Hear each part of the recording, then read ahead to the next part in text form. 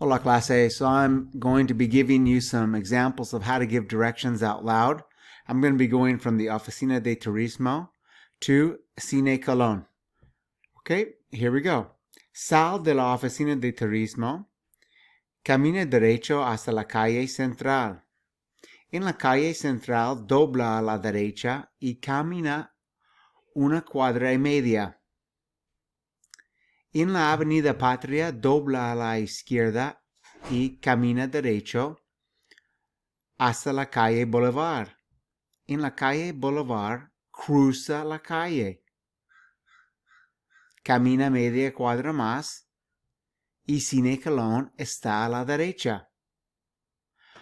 Okay, I'll go ahead and say that in English so you guys can get a look at that. I said walk straight ahead until you get to the Calle Central. First I said go out of the office, sal de la oficina, walk to Calle Central, camina hasta la Calle Central, dobla a la derecha, turn to the right, camina derecha una cuadra y media, walk straight a block and a half.